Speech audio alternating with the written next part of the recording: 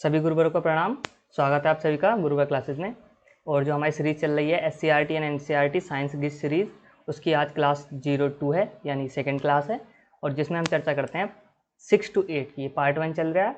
अगर ये सक्सेसफुल रहता है या यूँ कहूँ मैं इसे पूरा कर पाता हूँ तो हम पार्ट 2 भी लेकर आएंगे जो क्लास 9th एंड 10th वाला होगा। ठीक है, फिलहाल पार्ट 1 पर फोकस करते हैं, क्लास 6 to 8 वाला।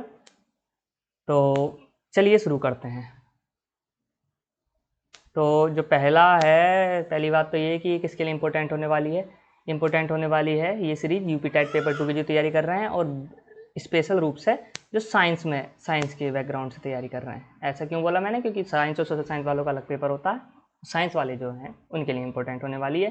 जो सुपर टेट या UP assistant teacher recruitment exam या जो भर्तियाँ आने वाली हैं बेसिक शिक्षा में यूपी में, उसकी तैयारी कर रहे हैं, उसके लिए इंपॉर्टेंट होने वाली है। जूनियर एडिट एग्जाम जो निकले हुए वैकेंसी, उसके लिए इंपॉर्टेंट होने वाली है। सीटेट पेपर 2 के लिए इंपॉर्टेंट होने वाली है। DET+P TGT नेचुरल साइंस की जो तैयारी कर रहे हैं उनके लिए इंपॉर्टेंट होने वाली है। और जनरल साइंस जो किसी वैकेंसी के लिए तैयारी कर रहे हैं उसके लिए भी इंपॉर्टेंट होने वाली है। ठीक है, अच्छा, तो फिर भी द सिलेबस भी सेल्फ फोकस ऑन, तो ये वो वाला सिलेबस है जिसपे हम फोकस मुख्य रूप से रखते हैं। हालांकि पढ़ते सब हैं, पर फोकस मुख्य रूप से इस सिलेबस पर रहेगा। और अपना एक यूनिट ये कंप्लीट कर चुके हैं, जिसने नहीं देखी हो वो आई बटन पर क्लिक करके देख लेना। ठीक है, पता चल जाएगा, मतलब you will see the class. और कितना टाइम हो गया, 1.5 मिनट बाद मैं लगा दूंगा, क्या आई बटन पर लगा दूंगा। ठीक है, रेशे एवं वस्त्र, रेशों से वस्त्र तक प्रक्रिया, तो ये सेकेंड यूनिट जो है ये हमारा आज का टॉपिक है। इसे स्टार्ट करते हैं हम। This is something about me. This is Sagun Kaushik. He enjoys writing, graduated from Delhi university, physics honours, teacher training from DIET Kant Moradabad, BTC 2015 batch, both UPTET qualified 128 marks, both CTET qualified 133 marks, DET+P DOE PRT 15/19 qualified and UP assistant teacher recruitment exam 2019 qualified, यानी 69,000 vacancy जो होती है। तो this unit covers रेशे एवं वस्त्र और रेशे एवं रेशे से वस्त्र तक प्रक्रिया, तो दोनों चीज़ें कवर करेंगे। रेशे के बारे में पढ़ेंगे, वस्त्रों के बारे में पढ़ेंगे, और जो उसकी प्रक्रिया है उसके बारे में भी अच्छे तरीके से पढ़ेंगे। करेंगे किस तरीके से, इस तरीके से करेंगे कि पहले हम 6th 7th 8th उठाएंगे SCERT NCERT और उन्हें मिक्स करते हुए पढ़ेंगे, ताकि हमारा कुछ ना ये टॉपिक बचे ना। कुछ चीज़ें कई बार क्या होता है NCERT में ज़्यादा दी होती है, SCERT में ज़्यादा दी होती है, या किसी में बेहतरीन तरीके से समझा रखा होता है, तो मैं जो बेस्ट होगा वो उठा के यहाँ रख दूंगा। ठीक है, तो फिलहाल हम स्टार्ट करते हैं क्लास 6 SCERT प्लस NCERT दोनों एक साथ। ऐसा क्यों बोला मैंने, क्योंकि देखो टॉपिक तो सेम ही है दोनों में। तो SCERT में जो कुछ एडिशन की आवश्यकता पड़ी वो मैंने NCERT से एडिशन कर दिया है, जैसे यही लाइन SCERT NCERT की है। तो वस्त्र मुख्य रूप से कितने प्रकार के होते हैं, 4 प्रकार के होते हैं। सूती वस्त्र होते हैं, रेशमी वस्त्र होते हैं, ऊनी वस्त्र होते हैं, संश्लिष्ट या कृत्रिम वस्त्र होते हैं। ठीक है, तो ये इसमें NCERT में लग दी थी तो मैंने आपको बता दिया। अच्छा, आपको पता ही है जो मुख्य रूप से एक बात और मैं बता रहा था, जो NCERT में मुख्य रूप से अलग दे रखा है ना, वो ये वाला पार्ट है जो कृत्रिम रेशे हैं, ये जो संश्लिष्ट रेशे हैं, सिंथेटिक जो भी सामान है ना, सिंथेटिक रेशे कहेंगे फाइबर, सिंथेटिक फाइबर जो है वो एक्स्ट्रा दे रखा है बहुत अच्छे तरीके से NCERT में। बाकी तो ये तीनों तो बिल्कुल सेम दे रखे हैं। तो पढ़ते हैं। जंतुओं से प्राप्त किए जाने वाले रेशे प्राकृतिक रेशे जांतव रेशे कहलाते हैं। जांतव रेशे जो जंतु से प्राप्त होते हैं। ठीक है, ऊन भेड़ के बालों से तथा रेशम के धागे रेशम कीट के कोकून से प्राप्त किए जाते हैं। ठीक है, ऊन कहाँ से होती है, भेड़ के बालों से होती है। रेशम के धागे रेशम कीट के कोकून से प्राप्त होते हैं। इसके बारे में विस्तृत चर्चा नीचे करेंगे अभी। और जांतव रेशे किसे कहते हैं आपको पता ही चल गया। इसके अतिरिक्त कुछ रेशों को मनुष्य कृत्रिम ढंग से पेट्रोलियम उत्पाद के जटिल रासायनिक परिवर्तनों के पश्चात बनाता है, इन्हें संश्लेषित रेशे कहते हैं। ठीक है, जैसे नायलॉन, पॉलिएस्टर और रेयान आदि। पौधे के किसी भाग, तना, बीज, पत्ती, फल आदि से प्राप्त किए जाने वाले प्राकृतिक रेशे पादप रेशे कहलाते हैं। कुछ पादप रेशे और उनके प्राप्ति स्रोत तालिका में दिए गए हैं। रुई कहाँ से बनती है, कपास से बनती है, कपास के बीजों से। जूट पटसन या सनई से, तनों से। फ्लैक्स अलसी या तीसी से, तने से। नारियल जटा नारियल, फलों से। ठीक है, नारियल के जो रेशे होते हैं, जो नारियल के वो फफूंद क्या कहना चाहिए, क्या निकले होते हैं, फूसड़े। देखो देसी भाषा से ज़्यादा अच्छे समझ पाते हैं। मुझे लगता है कि भले ही कोई शहरी आदमी हो पर वो देसी भाषा से ज़रूर परिचित होगा। ठीक है, शहरों में भी अधिकतर देसी लोग पहुँचते रहते हैं, या देसी और शहर के लोग मिलते रहते हैं अधिकतर स्कूल, कॉलेज, चाय की टपरी वगैरह पे। तो एक चीज़ जो महत्वपूर्ण है वो ये है, देखो रुई तो तुम्हें याद होगी कि कपास से ही प्राप्त होती है। ठीक है, जूट भी याद होगा, पटसन या सनई से प्राप्त होता है। जो फ्लैक्स जो है ये अलसी या तीसी के तनों से प्राप्त होता है। ये जो इम्पोर्टेंट हो जाता है क्योंकि अलग सा है, इसलिए इसे याद रखना। नारियल, जटा नारियल फलों से प्राप्त होता है, ये तो आपको पता ही है। पिछले लगभग 100 वर्षों से ऐसे रासायनिक पदार्थ जिनका स्रोत पादप अथवा जंतु नहीं है से तंतुओं का निर्माण किया जाता है। तंतु किसे कहते हैं अभी नीचे देखेंगे। तंतु का मतलब रेशे ही समझ लो आप, ये जो है ये तंतु, इन्हें संश्लिष्ट तंतु कहते हैं। पॉलिएस्टर, नायलॉन और एक्रिलिक संश्लिष्ट तंतुओं के उदाहरण हैं। कौन कौन से? पॉलिएस्टर, नायलॉन और एक्रिलिक। तो these are the example of synthesis fibres, polyester, nylon, acrylic. ठीक है, ऊपर भी आए थे, ये भी आपने देखा होगा, यही हैं नायलॉन, पॉलिएस्टर और रेयान। तो ये 4 हो गए, पॉलिएस्टर, नायलॉन, एक्रिलिक और रेयान। ठीक है, तो ये आपको याद रखने हैं, इसे भी हाईलाइट कर देता हूँ मैं। और एक थोड़ा सा समय का देख लेना, बहुत क्या कहूँ मैं, मतलब कहने का मतलब यही है कि आप ना पूरी वीडियो देख लेना, घुमा फिरा के क्या ही कहना, क्योंकि ऐसा आधी अधूरी बीच में देखोगे तो कुछ नहीं हो पाएगा, और टालोगे ना, प्रोक्रेस्टिनेशन करोगे, मतलब टालोगे चीज़ों को आगे, तो फिर हो नहीं पाएंगी चीज़ें। 1-1.5 घंटे की एक क्लास बनेगी लगभग, अब स्टार्ट हो गया, कल ही 45 मिनट की बनी थी, तो लंबा चलेगा भैया। तो बैठ के थोड़ा आराम से समय देख के ना, जब भी आप कंफर्टेबल हो पूरा वीडियो देखना, ठीक है, और नोट्स बना लेना तो बहुत बेहतर है, जो स्पेशल चीज़ है खासकर। ये PDF तो मैं टेलीग्राम चैनल पर प्रोवाइड कराई देता हूँ गुरुकुल क्लासेस पे। आप देखेंगे कि धागा पतली पतली कई लड़ियों में विखंडित हो गया है, यही लड़ियाँ तंतु या रेशे कहलाते हैं। समझ गए? जो भी आप धागा देखते हैं जब वो पतली पतली लड़ियों में विखंडित हो जाता है, तो यही लड़ियाँ क्या कहलाते हैं? तंतु या रेशे कहलाते हैं। रेशे क्या होते हैं? जो धागा है, धागे को एक बार उल्टा घुमाओगे ना एंटी क्लॉकवाइज, तो वो जो पतली पतली डंडियाँ निकलती हैं उसे तंतु या रेशे कहते हैं। इस प्रकार वस्त्र धागाओं से मिला होता है और धागा तंतुओं या रेशों से मिलकर बना होता है। तंतु या रेशे मिलकर बना धागा, धागे से बना कपड़ा, कपड़े से बना वस्त्र।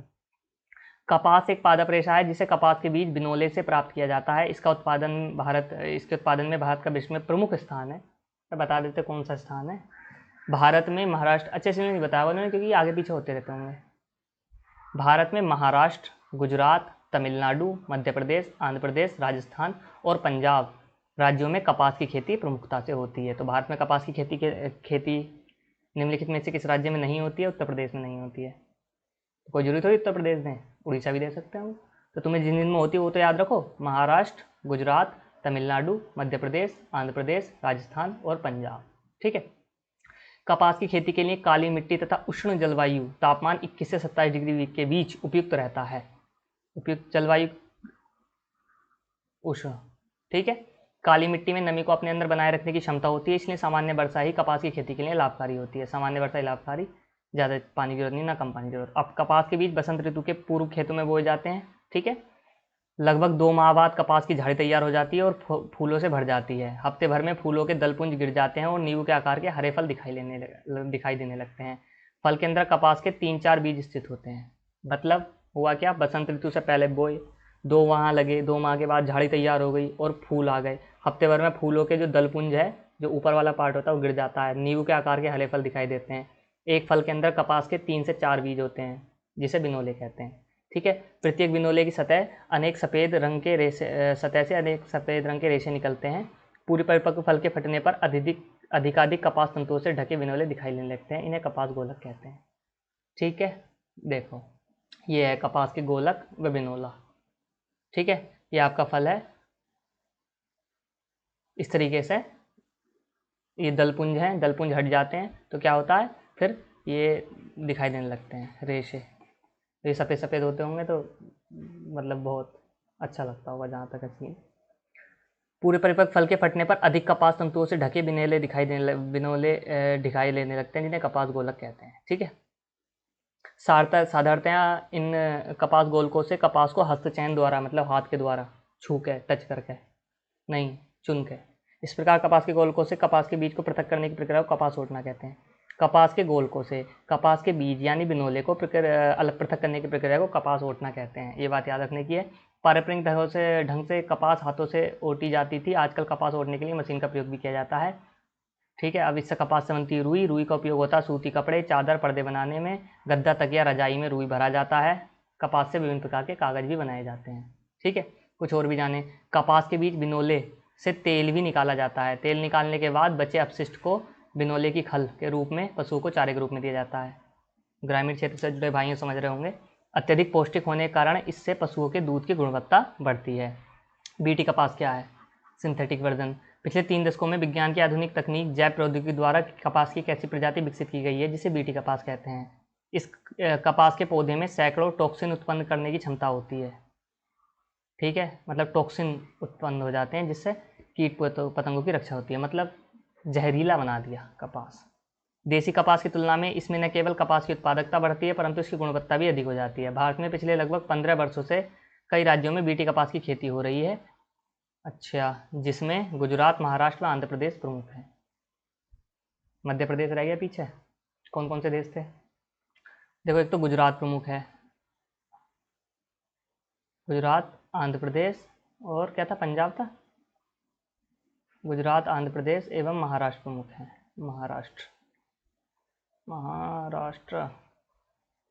महाराष्ट्र प्रमुख हैं। तो तमिलनाडु, मध्य प्रदेश, राजस्थान और पंजाब पीछे रह गए। ठीक है, तो ये चीज़ याद रखनी। इसमें बीटी कपास होती है। मतलब जूट किसे कहते हैं? पटसन। जूट एक पादप रेशा है, वो हमें पता ही है, जिसे पटसन पौधे सनई के तने के रूप में तने से प्राप्त किया जाता है। भारत में जूट की खेती मुख्यतः पश्चिम बंगाल, असम और बिहार में की जाती है।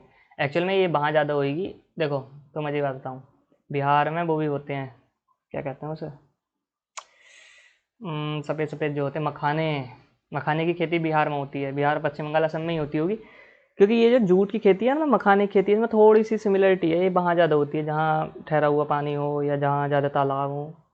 बिहार में कृत्रिम रूप से ही तालाब बहुत बनाया जाता है। वैसे तो तालाब होता ही कृत्रिम में, नहीं तो उसे झील कह देंगे। पटसन की खेती के लिए कछार की मिट्टी, जलोढ़ मिट्टी अधिक उपयुक्त होती है। पटसन के बीज वर्षा ऋतु में बोए जाते हैं जबकि कपास के बसंत में बोए जाते हैं। पटसन के पौधे 8 से 10 फीट लंबे होते हैं। लगभग 3 माह बाद इसमें पीले रंग के फूल दिखाई देने लगते हैं। सामान्यतः पटसन की फसल को पुष्पन अवस्था में ही काटते हैं, क्योंकि इसी अवस्था में पटसन के तनों से लचीले और मजबूत जूट के रेशे प्राप्त किए जाते हैं। अधिक समय हो जाने पर तने दृढ़ हो जाते हैं और उससे जूट के रेशे निकालना कठिन हो जाता है। क्या आपने पटसन पादप कपास ओटना तो पता चल गया था तुम्हें, बीज से उसे अलग करना, उसे कपास ओटना कहते हैं। क्या आपने पटसन पादप के तनों से जूट के रेशों को अलग करते देखा है? फसल की कटाई के पश्चात पटसन पादपों की शाखाओं में पत्तियों की सफाई करके तनों के बंडलों में बांधकर तालाब अथवा किसी स्थान पर रुके हुए जल में डुबोकर रखते हैं। 4-5 दिनों के बाद पौधों के मुलायम भाग गल जाते हैं और रेशे स्पष्ट दिखाई देने लगते हैं। यह क्रिया जल में पाए जाने वाले जीवाणु द्वारा होती है। यह क्रिया पटसन की रेटिंग कहलाती है। पटसन या जूट की रेटिंग किसे कहते हैं? कुछ नहीं करा, वो काटा और उसके बाद उसका जो पेड़ था वो सब इकट्ठा कर गया और पानी में गिर दिया, गल गया। ऊपर का इसका जो हिस्सा था रेशे रेशे बचे। गले हुए पटसन के तने को हाथों से झटका देकर पीटा जाता है। तत्पश्चात जूट के तंतुओं को खींच कर निकाला जाता है। इस प्रकार जूट तंतु 6 से 8 फीट लंबे होते हैं। समझ गए? हल्के पीले रंग के चिकने और कपास के रेशे की तुलना में कुछ अधिक मजबूत होते हैं।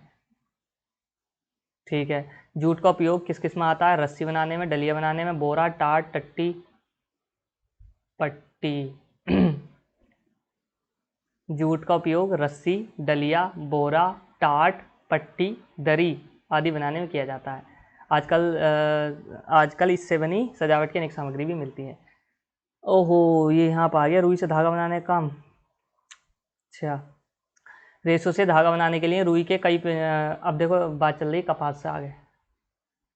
रेशों से धागा बनाने के लिए रुई के कई पुंजों से रेशे को खींच कर रेटते हैं। ऐसा करने से रेशे पास पास आ जाते हैं और धागा बन जाता है। इस प्रक्रिया को कताई कहते हैं। कताई समझ गए? कताई का मतलब होता है रेशे से और धागा बनाना।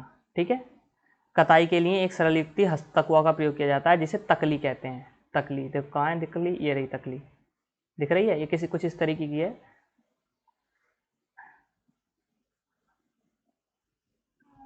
कुछ इस तरीके की होती है ये तकली। तो इसमें क्या होता है? कुछ नहीं, इसमें मतलब ऐसा लपेट के और धागा बनाया जा सकता है, पतला पतला करके थोड़ी सी रुई को, जैसे इसमें देख सकते हैं। देखो, तुम्हें करना थोड़ी है ये काम, बात समझो, शब्द समझो। शब्द समझ रहे हो ना? कपास ओटना किसे कहते हैं ये समझ में आना चाहिए। पटसन की रेटिंग किसे कहते हैं? रेटिंग का मतलब गलाना। इस तरीके से आपको चीज़ें समझ में आनी चाहिए।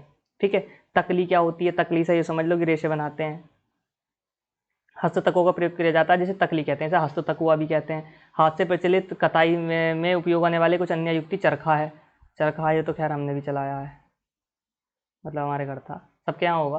पुराने ज़माने में सबके यहाँ होता था। बृहद पैमाने पर धागों की कटाई मशीनों की सहायता से किया जाता है। कटाई के पश्चात धागे को रील पर लपेटा जाता है। ठीक है, तो चरखा भी प्रयुक्त होता है, इस तरीके का चरखा होता है, यू कैन सी दिस। अच्छा, अब कुछ और शब्द सीखते हैं। पटसन की रेटिंग सीख ली, कपास ओटना सीख लिया हमने, हस्त तकुआ सीख लिया, और एक शब्द सीखते हैं बुनाई और बंधाई में क्या अंतर है। ठीक है, तो बुनाई कहते हैं इसे, देख रहे हो दो चीज़ें हैं, एक दूसरे में होते चले जा रहे हैं। गांव में सूती वस्त्रों की बुनाई हथकरघा या हैंडलूम की सहायता से की जाती है, जबकि औद्योगिक स्तर पर वस्त्रों की बुनाई विद्युत प्रचारित करघों पावर हैंडलूम द्वारा की जाती है। ठीक है, अब बंधाई क्या होती है। आपने घर में अपनी माँ को ऊन से स्वेटर बुनते अवश्य देखा होगा। बुनाई करते समय 2 सिलाई की सहायता से धागों को बुना जाता है। अब let me tell you the difference between these two. ये बुनाई और बंधाई में क्या अंतर है। देखो, बुनाई जो होती है ना, इसमें आपको 2 चीज़ें चाहिए, 2 धागे चाहिए एक साथ चलाने को। ठीक है, 2 धागे या कुछ भी चीज़ 2 होनी चाहिए। और बंधाई में सिंगल होता है।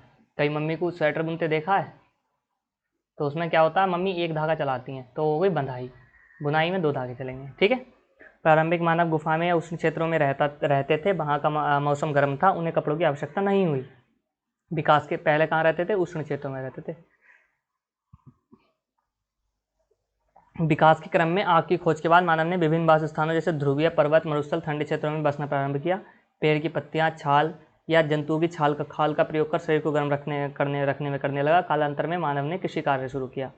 तब उसने घासों और पतली पतली टहनियों को बुनकर चटाई तथा डालियाँ बनाना सीखा। पेड़ों की लताओं तथा जंतुओं के ऊन अथवा बालों को आपस में ऐंठन देकर लंबी लड़ियाँ बनाना शुरू किया। भारतवासी रूमी से बने वस्त्र पहनते थे। काय से बने वस्त्र पहनते थे, रूमी से, जो गंगा नदी के निकटवर्ती क्षेत्रों में उगाई जाती थी। अफ्रीका की नील नदी के किनारे फ्लेक्स की खेती होने के कारण वहाँ रहने वाले लोग वस्त्रों को बनाने के लिए इसी प्राकृतिक तंतु का उपयोग करते थे। फ्लेक्स क्या है बताओ, आया था सबसे स्टार्टिंग में ही, वो जो टेबल थी वो तने से प्राप्त होता है। फ्लेक्स क्या होता है, फ्लेक्स होता है क्या था उसका, सरसों तो नहीं था, भूल गया मैं, सरसों की तरह ही नाम था उसका, मतलब हमारे यहाँ सरसों को भी वही कहते हैं, अलसी। हाँ, अलसी, अलसी या तीसी, अलसी या तीसी से प्राप्त होता है फ्लेक्स का रेशा।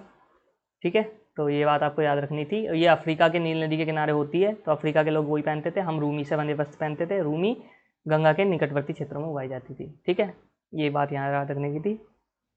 कटाई वह सिलाई का ज्ञान होने के कारण मानव अपने शरीर को वस्त्रों से विभिन्न ढंग से ढक लेता था। सिलाई की सुई के आविष्कार के साथ मानव ने वस्त्रों की सिलाई करके पहनने के लिए कपड़ा तैयार किया। इस प्रकार सिले कपड़े में भी बहुत सी विविधताएं आ गईं। क्या आपने ध्यान दिया है, भारत में कुछ ऐसे परिधान हैं जिनका उपयोग बिना सिलाई के किया जाता है, जैसे साड़ी, धोती, लुंगी, पगड़ी आदि। तो देखो, इसमें जो है आत्मनिर्भर भारत, साड़ी में बस बना दो और ख़त्म, लपेट लो, धोती बना दो और ख़त्म, लपेट लो, लुंगी लपेट लो, पगड़ी लपेट लो। ये तो सिलने मिलने की ज़रूरत नहीं होती है। और आजकल तो लोग ऐसे आ रहे हैं, साड़ी को भी सिलवा के पहन लेंगे, पगड़ी को भी सिलवा के पहन लेंगे, कुछ करना ना पड़े। परिधान के प्रकार, पहनने के ढंग से विभिन्न संस्कृतियों की पहचान होती है। आधुनिक वैश्वीकरण के दौर में, ग्लोबलाइजेशन, वस्तुओं के संदर्भ में सभी संस्कृतियों को आपस में मिलन होने लगा है। होने लगा भैया मिलन। ऊपर पहन लोगे कुछ और, नीचे पहन लो कुछ और, ऊपर पहन लो कुर्ता, नीचे पहन लोगे जीन्स। ये चल दिया है आजकल, इसे कहते हैं फैशन। तो हमने क्या सीखा, वस्त्र धागों से बनते हैं जिन्हें तंतुओं या रेशों से बनाया जाता है। अरे इम्पोर्टेंट बात है, रेशे, धागे, वस्त्र, क्रम याद रखना है। कपास पौधों के बीजों से तथा पटसन के तने से क्रमशः रुई और जूट के रेशे प्राप्त किए जाते हैं, प्राकृतिक रेशे कहते हैं। रेशे तंतु की कताई के पश्चात धागा बनता है। कताई का मतलब क्या होता है, रेशे से धागा बनाना। हस्त तकुआ जहाँ प्रयोग होता है। कई रेशे तंतुओं को ऐड कर मजबूत धागा बनाने की प्रक्रिया कताई कहलाती है, हमें पता है। धागों की बुनाई और बंधाई से वस्त्र बनते हैं। बुनाई और बंधाई में क्या अंतर है, बंधाई में 2 चाहिए, हाँ बंधाई में, सुनो, बंधाई में 1 चाहिए, बुनाई में 2 चाहिए। धागों के 2 सेटों का आपने बनाई कहलाती है। लो, एकल धागे से बस बनाने की प्रक्रिया बंधाई कहलाती है। कपास गोलकों से रेशे युक्त कपास की बीजों को पृथक करने की प्रक्रिया को कपास ओटना कहते हैं। कपास गोलकों से, ये गोल और को एक साथ है, कपास गोलकों से रेशे युक्त कपास के बीज को पृथक करने की प्रक्रिया कपास ओटना कहलाती है। पटसन के तनों को रुके हुए जल में कुछ दिनों तक रखकर जूट के रेशों को ढीला करने की प्रक्रिया रेटिंग कहलाती है। ठीक है, तो चीटिंग हो गई। अब मैं जो पूछूंगा तुम बता दोगे। ऊन प्राप्त नहीं होते हैं भेड़ के बाल से, ऊँट के बाल से, याक के बाल से या लंगूर के बाल से। बताओ कैसे प्राप्त नहीं होते हैं। भेड़ के बाल से बनती है ऊन, बनती है नहीं बनती है, ऊँट के बाल से ही बनती है, याक के बाल से ही बनती है, लंगूर के बाल से नहीं बनती है। टेस्टोनोलॉजी, कृत्रिम रेशा है। कौन सा रेशा कृत्रिम रेशा है, रुई, जूट, नायलॉन या फ्लैक्स। अब तुम फ्लैक्स लगाई जाते क्योंकि ये अजीब सा लग रहा है, पर तुम्हें पता है फ्लैक्स बनता है अलसी से या तीसी से, याद हो गया मुझे भी। कृत्रिम रेशा है नायलॉन। कपास द्वारा निर्मित सामग्री है डलिया, कागज, रस्सी या बोरा। अब ये तो मुझे नहीं पता, तुम बताओ। कपास से क्या बनता है? डलिया बनती है? नहीं, डलिया जूट से बनती है। कागज, कागज बन सकता है। रस्सी, रस्सी भी जूट से बनती है। बोरा भी जूट से बनता है। ठीक है, तो कागज will be the right answer. एकल धागे से वस्त्र निर्माण की प्रक्रिया क्या कहलाती है? और हाँ, जो नए बंदे हैं please subscribe to our channel, this is an awesome channel, you will not regret it. एकल धागे से वस्त्र निर्माण की प्रक्रिया क्या कहलाती है? एकल धागे से बंधाई। ठीक है, क्लास 7 SCERT, इसमें NCERT नहीं है क्या? क्लास 7 में नहीं है क्या? एक minute, just give me a minute.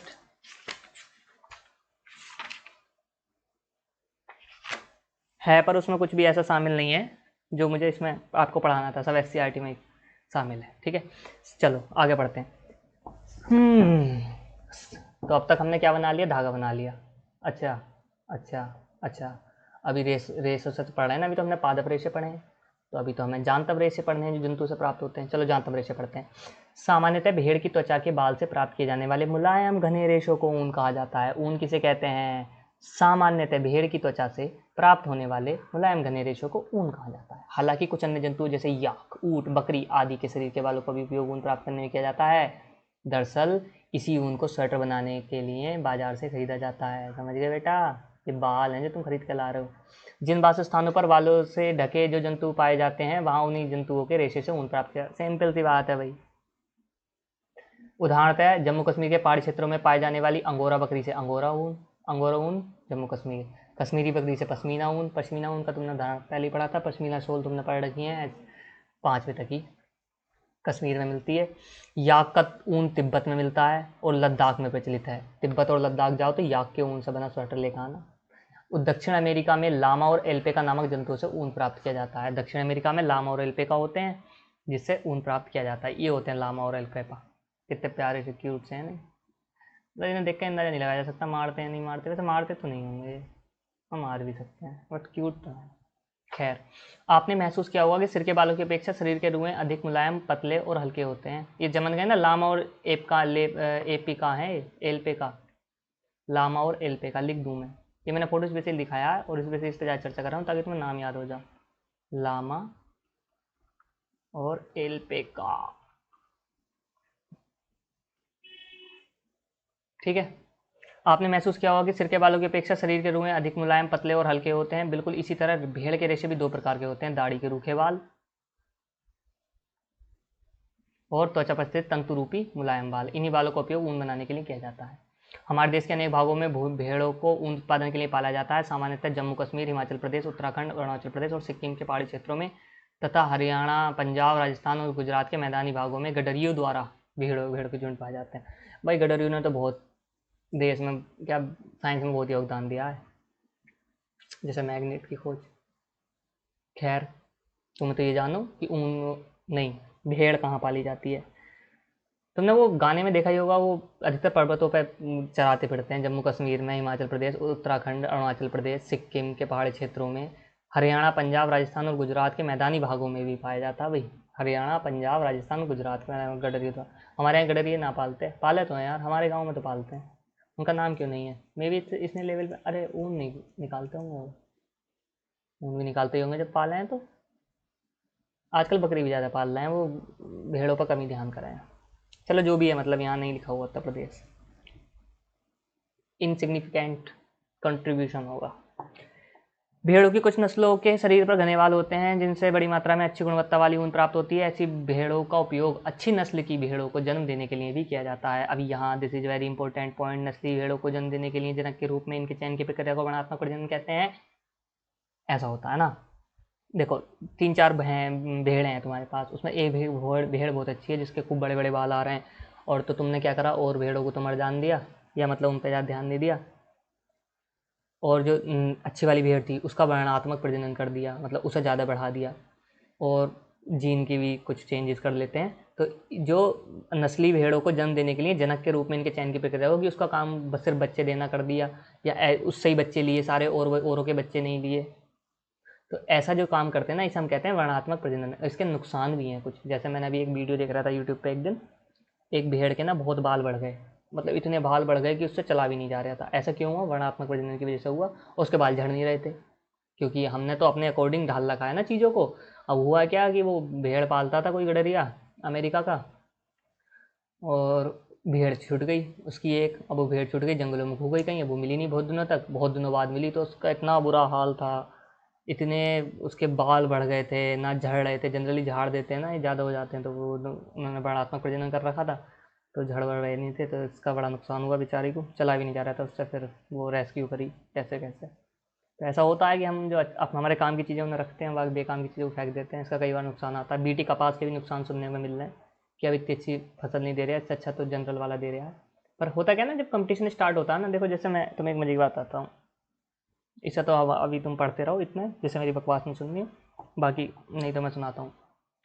जैसे तुम ये समझो गेहूँ है, ठीक है, तो तुमने अच्छी क्वालिटी वाला गेहूँ बोया। अच्छी क्वालिटी तुम्हारा मतलब क्या है? वर्णात्मक प्रजनन के द्वारा जो अच्छा गेहूँ है, जिससे ज़्यादा उपज होगी, ये होगा वो होगा, तुमने बो दिया, उसके बाद तुमने उसको खाद दिया खूब सारा, और यूरिया दवाई के मारा, और दवाई वाई लगाई खूब, तो बहुत अच्छी फसल हुई, तो तुम्हें ज़्यादा प्रॉफिट हुआ। ठीक है, प्रॉफिट ज़्यादा हो गया। एक आदमी है जो पुराने बीज पे काम कर रहा है, देसी खाद लगा रहा है, उसकी थोड़ा कम कम फसल हुई, तो उसका ना लेस प्रॉफिट हुआ। तो कुछ दिनों बाद वो भी सोचेगा कि यार let's move it to this. हमने बहुत दिन तक ऐसी ये वाली चीज़ अपनाई थी, उसके बाद हम भी, फिर हमने चलो छोड़ो यार, सभी कर रहे हैं तो कैसे ही बच सकते हैं इस चीज़ों से, तो हमने भी लगाना शुरू कर दिया। तो ये जो मतलब हम भी एक फार्मर भी है ना, गाँव से बिलोंग करते हैं, तो ये चीज़ चलती रहती हैं। अब इसमें नुकसान क्या होगा? मान लो आगे जाएगा ये प्रॉफिट ना दे भाई, इसमें ज़्यादा यूरिया की तो क्वांटिटी बहुत ही बढ़ती रही है, बढ़े ही जा रही है, बढ़े ही जा रही है, लोग पता ना कितना यूरिया लगा रहे हैं, तो फिर वो उन्हें ज़्यादा ज़रूरत पड़ेगी तो और ज़्यादा बीमार पड़ेंगे, तो ये चीज़ें तो चलती रहती हैं। तो मेरा कहने का मतलब तो ये है कि we should support organic things, जो अपने आप खुद ही जो नेचुरल में है, ज़्यादा छेड़छाड़ करनी ठीक नहीं है। बाकी तो वही वही जो राम रच रखा। तालिका 2.1 ये पढ़ लेते हैं, कौन सी ऊन कहाँ मिलती है? बाखरवाल ऊन, ये जम्मू और कश्मीर में पाई जाती है, ऊनी शॉलों के लिए प्रसिद्ध है। रामपुर और बुशायर, रामपुर उत्तर प्रदेश और बुशायर हिमाचल प्रदेश में भूरे ऊन वाले कम्बन के लिए प्रसिद्ध है। अच्छा जी, रामपुर बताया नहीं कभी तुमने। नाली या नली, ये राजस्थान पंजाब और हरियाणा में पाई जाती है, गलीचे के लिए प्रयुक्त होती है। लोही राजस्थान और पंजाब में पाई जाती है, ऊनी वस्त्रों के लिए। मारवाड़ी गुजरात में, मोटी व रुक्ष ऊन कम्बल के लिए। पाटनवाड़ गुजरात में होजरी के लिए। ठीक है, अब मुझे ये पता लगाना है कि what is this hosiery and what is this गलीचा। So just wait for a minute, what is गलीचा? ओके, दिस इज कॉल्ड गलीचा, ये तो हमारे यहाँ भी है। दिखाऊं तुम्हें क्या होता है गलीचा? ये होता है गलीचा, ये होता है गलीचा, ठीक है। और नहीं दिखा? अबे ये जो बिछाते हैं नीचे, क्या कहते हैं हम? कालीन कह लेते हैं हम, तो सब कुछ भी कह लेते हैं। गलीचा होता है। होजरी क्या होता है? होजरी और देखता हूँ मैं, व्हाट इज होजरी। होजरी, ओहो, तो दिया ना फैक्ट, वैरायटी होजरी कपड़ा। होजरी एक प्रकार का कपड़ा होता है, जो कपड़ा दिखाता हूँ मैं, इस तरह का कपड़ा होता है होजरी। दिखा नहीं?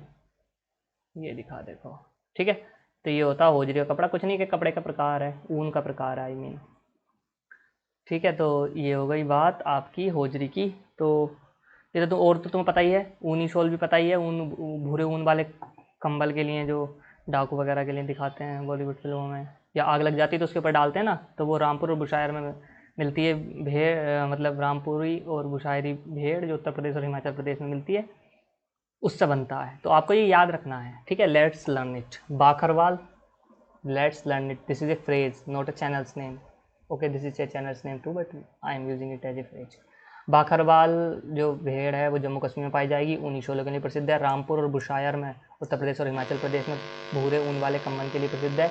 नाली राजस्थान पंजाब और हरियाणा में गलीचे के लिए, ठीक है, तो तीनों एक साथ ही हैं, याद आ जाएंगे, हरियाणा से लगा हुआ ये राजस्थान। लोही राजस्थान और पंजाब में ऊनी वस्त्र के लिए। मारवाड़ी गुजरात के ही होते हैं मारवाड़ी। मोटी वरुक्ष ऊन कम्बल के लिए। ओ बेटे, यहाँ से बना है मारवाड़ी शब्द, कुछ नहीं कह सकते, रिसर्च करनी पड़ेगी। पाटन बाड़ गुजरात होजरी के लिए प्रसिद्ध है। ठीक है, होजरी में तुम्हें दिखाई दिया अभी, गुजरात में तो वैसे ही छोड़ो खैर। तो ये चीज़ याद कर लेना भैया, इंपॉर्टेंट है तालिका।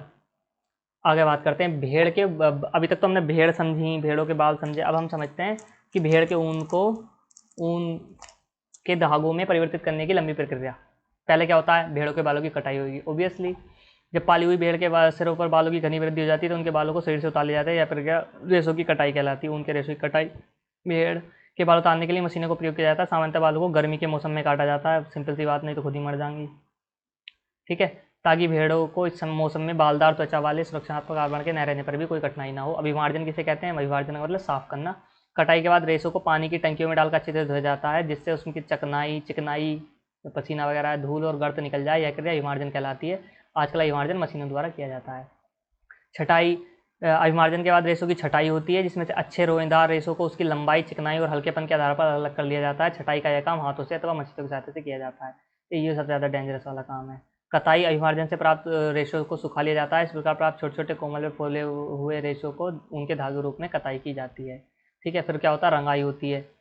भेड़ तथा बकरे से प्राप्त रेशे प्राय काले, भूरे अथवा सफ़ेद। तो ये तीन ही ऑर्गेनिक रंग है, काले, भूरे और सफ़ेद। नीली, पीली, हरी जो देखते हो वो सब रंग के हैं। विविधता पैदा करने के लिए इन रेशों की विभिन्न रंगों में रंगाई की जाती है। ऊनी धागा बनाना, उसके बाद धागों इन रेशों को सुलझाकर सीधा कर लिया जाता है, लपेट कर धागा बना दिया जाता है, फिर बुनाई बना दो, कुछ भी कर लो। ठीक है, ये तो काम तो होता रहेगा। तो क्या क्या चरण, सबसे पहले कटाई, दूसरा अभिमार्जन, तीसरा छटाई, चौथा कताई,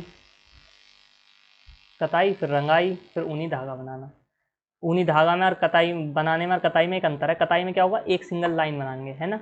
और ऊनी धागा आपने देखा होगा दो वाला होता है, दो होते हैं अपने, तो वो इस तरीके से होता है ना, वो बन भी पा रहे हैं ना, समझ जाओ तुम, दो से होते हैं। You are good at imagining. ओ ठीक है, अब ये जो है ये बहुत इंपॉर्टेंट हो जाता है। ऊन उद्योग हमारे देश में अनेक व्यक्तियों के लिए जीविकोपार्जन का एक महत्वपूर्ण साधन है, परंतु जंतु रेशों की छटाई करने वाले कारीगर कभी कभी एंथ्रेक्स नामक जीवाणु द्वारा संक्रमित हो जाते हैं, जो कुछ समय के बाद में एक घातक रुधिर रोग, सोटर्स रोग के रूप में दिखाई देने लगता है। किसी उद्योग में कारीगरों के द्वारा ऐसी जगहों में डालना को झेलना व्यावसायिक संकट कहलाता है। देखो, हर उद्योग के अपने संकट होते हैं। जैसे इसका एग्जाम्पल ले लो। मान लो जो ऊन उद्योग में काम कर रहा है, तुम्हें लग रहा है ठीक है, अच्छा काम है, ये वो बहुत प्रॉफिट है, ये वो, तो उसमें क्या होता है, जो छटाई करते हैं ना, छटाई का मतलब जो वो कोमल वाले रेशे अलग करना, चिकने अलग करना, ये छोटे अलग करना, बड़े अलग करना, तो उसमें पता क्या होता है, उनके बालों में कई बार एंथ्रेक्स नामक जीवाणु होता है, तो वो कारीगरों को लग जाता है, उससे सोल्टर्स रोग हो जाता है। अब ये होता इतना महीन काम है कि हम it would be not productive enough to use machines इतने बारीक काम नहीं कर सकती ना, कर तो सकती है, आई मीन, बट हो सकता है कि जो लोग वो करते हों वो उनके पास उनकी कैपिटल ना होगी वो मशीन ला सकें, जो भी बात होती है। पर ये एंथ्रेक्स नामक जीवाणु से सोटर्स रोग हो जाता है ऊन वाले उद्योग वालों में। ये बात महत्वपूर्ण है, ये याद रखनी है। ठीक है, बकवास तो चलती रहती है। ओके, तो आगे बढ़ते हैं। भेड़ों की संख्या की दृष्टि से चीन और ऑस्ट्रेलिया के बाद भारत का विश्व में तीसरा स्थान है। क्या बात है, तीसरे नंबर की गडरी है। गुणवत्ता की दृष्टि से न्यूजीलैंड की मेरिनो भेड़ से सबसे अच्छा ऊन प्राप्त किया जाता है। न्यूजीलैंड, अच्छा, क्रिकेट टीम भी ठीक है इसकी। मेरिनो भेड़, ऑस्ट्रेलिया की भी ठीक है। चीन, ऑस्ट्रेलिया के बाद भारत, चीन, ऑस्ट्रेलिया, भारत। उसके बाद गुणवत्ता की दृष्टि से न्यूजीलैंड की मेरिनो भेड़ से सबसे अच्छा ऊन प्राप्त किया जाता है। रेशम, अब पढ़ते हैं रेशम के बारे में। अभी तक हमने क्या पढ़ा, ऊन के बारे में, अब पढ़ते हैं हम रेशम के बारे में। चलो, रेशम एक प्राकृतिक रेशा है जो रेशम कीट के कोकून से प्राप्त होती है। कोकून क्या होता है दिखाता हूँ अभी। प्राचीन काल में राजसी वस्त्र रेशम के ही बनते थे। राजश्री, राजा वाले जो होते थे वो रेशम से ही बनते थे। रेशमी वस्त्र हल्के होते हैं, चिकने होते हैं, मजबूत होते हैं, टिकाऊ होते हैं और आकर्षक होते हैं, चमक बहुत मारते हैं। रेशम का आविष्कार चीन देश में हुआ था। कैसे, अभी समझाता हूँ। चीन वर्तमान समय में भी विश्व का सर्वाधिक रेशम उत्पन्न करने वाला देश है। भारत भी व्यावसायिक स्तर पर बहुत अधिक, विश्व का लगभग 13% रेशम उत्पादन करता है। तो भारत भी अच्छा उत्पादक है रेशम का एक। ठीक है, उनका तो तीसरे नंबर पर है, रेशम का भी। देखो, भारत में ना कपड़े का उद्योग ठीक ठाक है, वस्त्र बनाने का नहीं, हाँ वस्त्र बनाने का नहीं, क्या कहेंगे उसे, वस्त्र तो लास्ट में बनते हैं, कपड़ा बनाने का। ठीक है, बहुत अच्छा उद्योग है अपना। हालांकि वस्त्र भी बहुत बढ़िया बनते हैं, पर वस्त्र का तो उद्योग आजकल वेस्ट बंगाल ने संभाल रखा है, सिलते वो हैं, हम तो बस जय बना देते हैं कपड़ा। खैर, 13% रेशम आता है भारत से विश्व में, ठीक है। चीन प्रथम था और चीन ही सर्वाधिक रेशम उत्पन्न करने वाला देश था। अब चीन में हुआ क्या था, एक बार एक राजा था, ऐसी कहानी है। राजा था तो वो चाय पी रहा था। देखो चाय की महिमा अपरंपार है। सारा जो ये किसी दिन समझाऊंगा तो मैं स्वतंत्रता, जिस स्वतंत्रता में तुम जी रहे हो ना, वो भी सब चाय की देन है ना। बोस्टन टी पार्टी होती ना कुछ होता, सब कुछ वहीं से ही लेन देन है। समझाऊंगा किस दिन।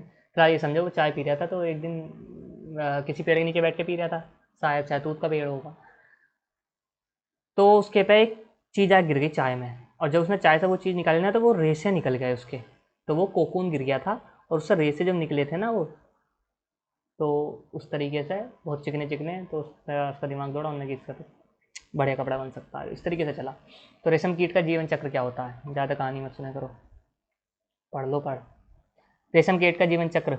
रेशम कीट सहतूत, अरंडी, ओक इत्यादि के पेड़ पर पाया जाता है। काय काय पे? सहतूत, अरंडी या ओक। ओक या अरंडी का तो नहीं होगा, सहतूत का पेड़ होगा। मादा रेशम कीट सैकड़ों की संख्या में अंडे देती है, जो सहतूत की पत्तियों की निचली सतह पर चिपके होते हैं। इन अंडों से सफ़ेद रंग के लार्वा निकलते हैं, जिन्हें कैटरपिलर कहते हैं, इल्ली या लार्वा कहते हैं।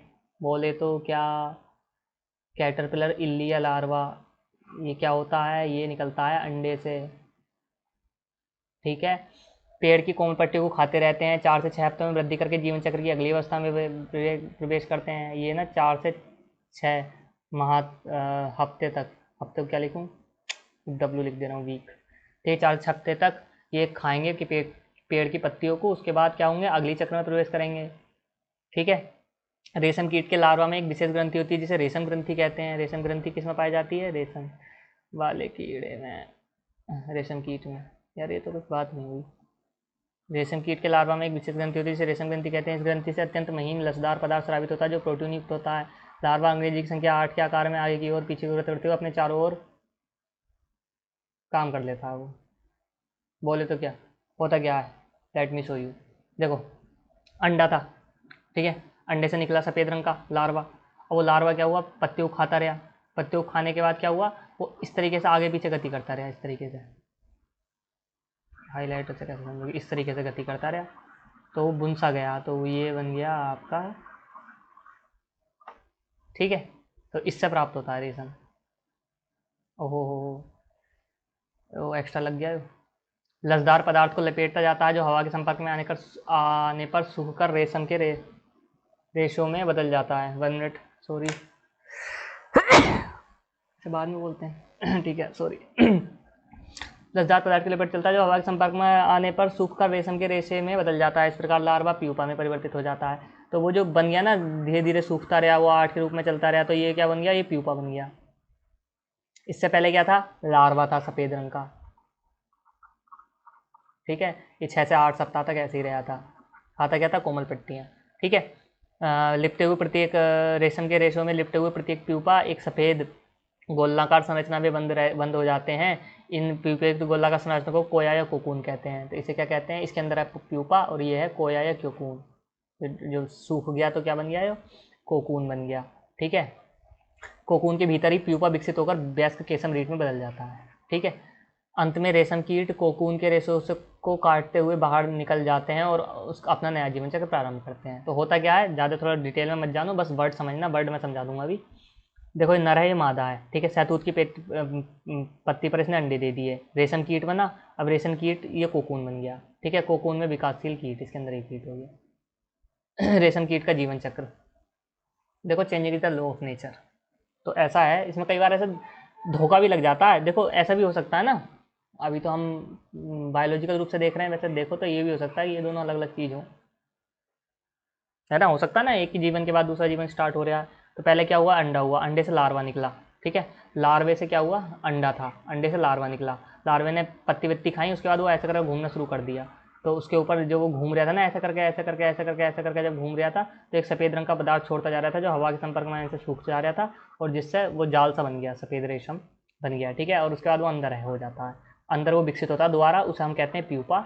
और ये हो गया कोकून, और ये हो गया लार्वा या इल्ली या कैटरपिलर, ठीक है। उसके बाद प्यूपा से ही वयस्क कीट बनता है। अब समस्या क्या होती है, समस्या देखो कितनी गंदी है, नोट सो गंदी, ये तो लोग के लिए नेचुरल बात है, हमें लग सकता है शाकाहारी लोगों को। तो क्या होता है कि प्यूपा जब बाहर निकलता है ना तो उसे काट देता है, ये जो होता है ना कोकून, इसे काट के बाहर निकलता है, ऐसे बाहर कैसे निकलेगा।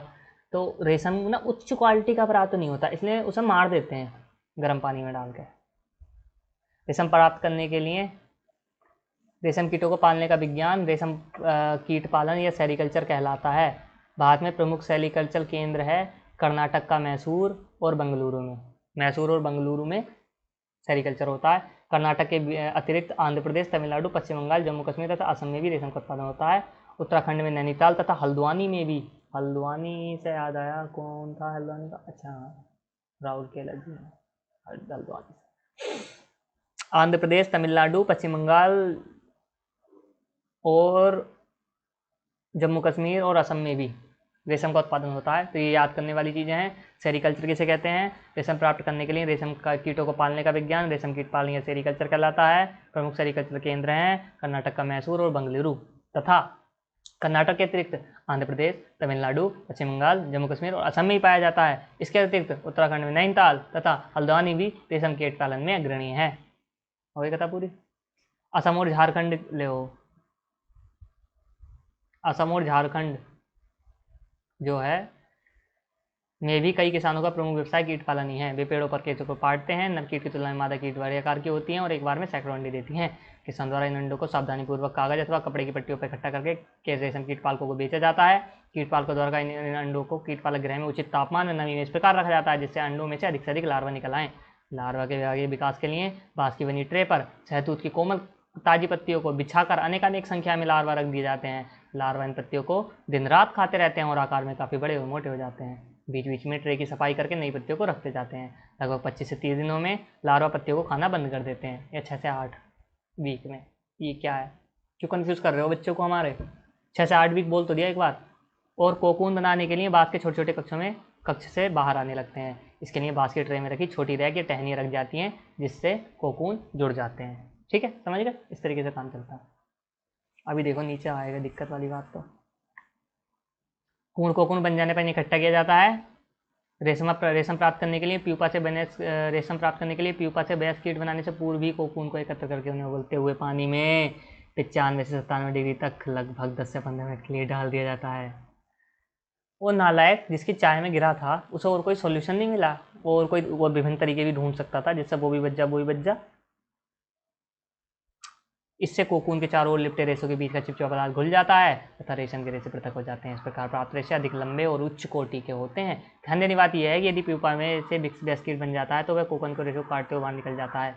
ऐसे कोकून से प्राप्त रेशों की गुणवत्ता निम्न स्तर की हो जाती है। बकवास, बैड, वेरी बैड। मेन चीज़ ये है जो आपको ध्यान देनी है। चलो ये तो होता रहता है, we can control this and we should not. अच्छे लगते हैं रेशम के वैसे।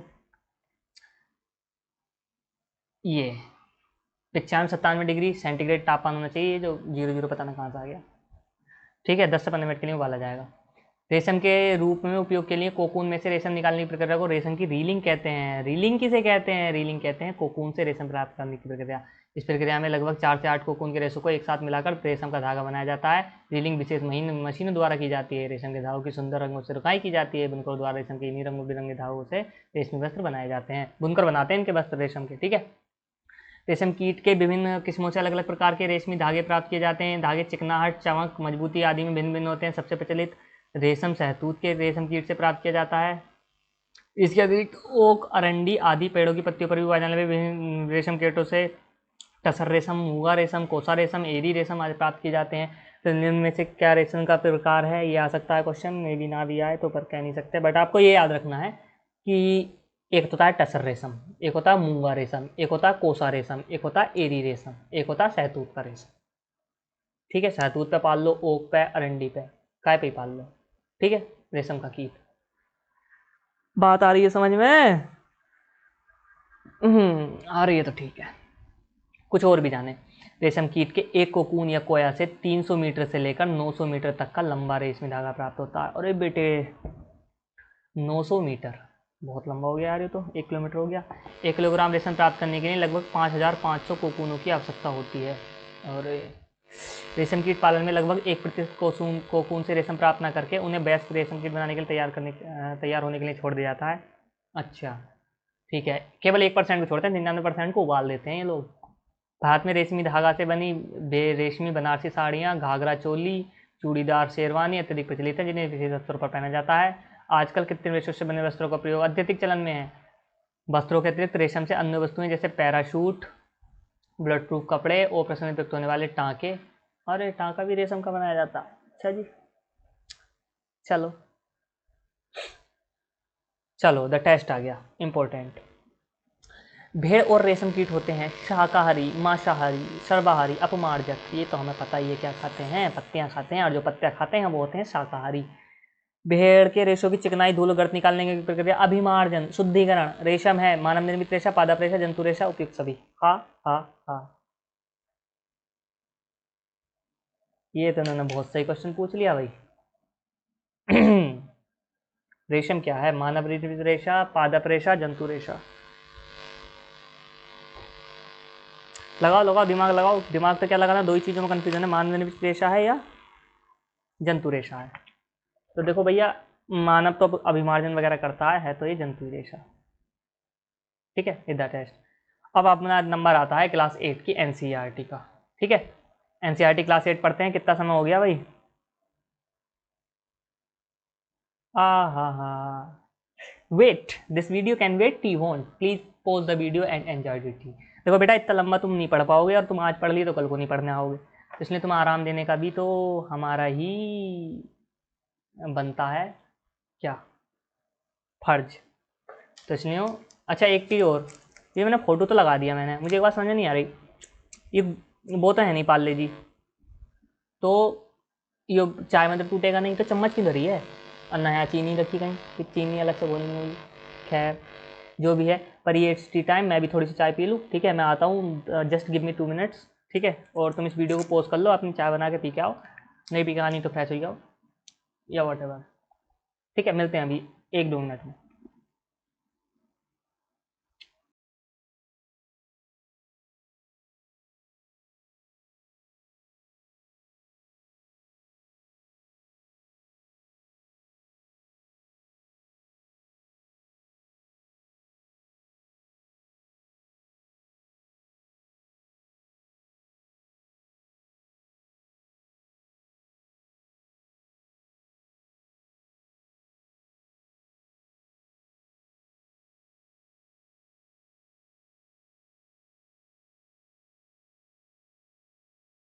अरे मैं ये सोच रहा था, तुम तो पॉज करके ही काम चला लोगे, तुम्हारा टाइम क्यों वेस्ट करना, तुम ऐसा करो, ठीक है, तुम पॉज कर लो, जब चाय पी लो तो वापस प्ले कर दियो। ठीक है, मैं इतना आगे पढ़ाता हूँ। तो हम आ गए थे क्लास 8 की एनसीईआरटी पर। अब इसमें एससीईआरटी में कोई चैप्टर नहीं रखा इस टॉपिक से रिलेटेड, एनसीईआरटी में पढ़ा रखा, मैंने बताया ना, संश्लेषित रेशे के ऊपर ज़्यादा पढ़ाया इन्होंने एनसीईआरटी वालों ने। चलो पढ़ते हैं। एक संश्लेषित रेशा भी छोटी इकाइयों को जोड़कर बनाई गई एक श्रृंखला है। प्रत्येक छोटी इकाई वास्तव में एक रासायनिक पदार्थ है। इस प्रकार की अनेक छोटी इकाइयाँ मिलकर एक बड़ी इकाई बनाती हैं, जो बहुलक, अंग्रेजी में पॉलीमर कहलाती हैं। ठीक है, पॉलीमर क्या होते हैं, मतलब अभी समझाऊंगा क्या होते हैं। अच्छा, ऐसा करना पड़ेगा। ठीक है, पॉलीमर शब्द ग्रीक भाषा के दो शब्द पोली और मर से मिलकर बना है। पोली का अर्थ होता है अनेक, मर का अर्थ होता है भाग या इकाई। अतः पॉलीमर या बहुलक एक बहुत सी इकाइयों के दोहराने से बनता है। बहुलक प्रकृति में पाए जाते हैं। उदाहरण के लिए कपास एक बहुलक है, जो सेलुलोज कहलाता है। सेलुलोज बड़ी संख्या में ग्लूकोज इकाई द्वारा निर्मित होता है। तो होता क्या है, जैसे कोई भी चीज़ हम ना रिपीट कर देते हैं, जस्ट एक यूनिट है उसे हम रिपीट करते रहते हैं, unit repeat unit repeat unit repeat. ठीक है, तो उसे हम क्या कहते हैं, बहुलक कहते हैं, पॉलीमर कहते हैं। ठीक है, 19वीं शताब्दी के अंतिम छोर तक वैज्ञानिकों को रेशम जैसे समान गुणों वाला रेशे प्रदान करने में सफलता प्राप्त हुई। इस प्रकार का रेशा कास्ट युगी के इस प्रकार का रेशा कास्ट अरे यार शिट, इसका कोई शॉर्टकट ना है क्या, मैं पेन चेंज करने का होगा तो। इस प्रकार का रेशा कास्ट लुगदी के रासायनिक उपचार से प्राप्त किया जाता है। यह रेशा रेयोन अथवा कृत्रिम रेशा कहलाता है। रेयोन क्या है, कपास रेशम के समान एक रेशा है। यद्यपि रेयोन प्राकृतिक स्रोत कास्ट लुगदी से प्राप्त किया जाता है, तो यह एक मानव निर्मित रेशा है। देखो, रेयोन एक रेशा है मानव निर्मित, कास्ट लुगदी से प्राप्त किया जाता है। यह रेशम से सस्ता होता है, परंतु इसे रेशम रेशे के समान बुना जा सकता है। इसे रंगों की कई किस्मों में रंगा जा सकता है। रेयोन को कपास के साथ मिलाकर बिस्तर की चादरें बनती हैं। अथवा ऊन के साथ मिलाकर कालीन या गलीचा बनाते हैं। देखो रुई के साथ मिला दिया तो बिस्तर की चादरें बन गई। बिस्तर की चादर कैसे बनती है? रेयन की बनी होती है अधिकतर। ये लगती है ना तुम्हें रेशम जैसी, एक्चुअल में रेशम नहीं है, रेयन है। रेशम तो बहुत महंगा मिलेगा, जो तुम्हें 200-250 की चादर मिल जाती है। तो रेयन को कपास के साथ मिलाकर यानी रुई के साथ मिलाकर, कपास की रुई लिख दे तो आसान होता, बिस्तर की चादरें बनाते हैं, अथवा ऊन के साथ मिला लोगे तो कालीन या गलीचा बनाते हैं। ठीक है। नायलॉन, ये भी एक मानव निर्मित रेशा है। नायलॉन एक मानव निर्मित रेशा है। इसे 1931 में बिना किसी प्राकृतिक कच्चे माल के, जैसे उसमें काष्ठ की लुगदी से प्राप्त किया था रेयन तो हमने, पर नायलॉन बिना किसी प्राकृतिक कच्चे माल के उपयोग के बनाया जाता है। इसका निर्माण कोयले, जल अथवा तथा वायु से किया जाता है। वाह भाई वाह, यह प्रथम पूर्ण रूप से संश्लेषित रेशा था। प्रथम पूर्ण रूप से संश्लेषित रेशा क्या था? नायलॉन था। कैसा बना था? कोयला, जल और वायु से। नायलॉन रेशा प्रबल, प्रत्यास्थ और हल्का था। यह चमकीला और घुलने में सुगम था, अतः यह कपड़ों के निर्माण हेतु बहुत प्रचलित हुआ। धुलने में सुगम था, घुलने में सुगम था। प्रबल मतलब बहुत कठोर, प्रत्यास्थ और हल्का। ठीक है।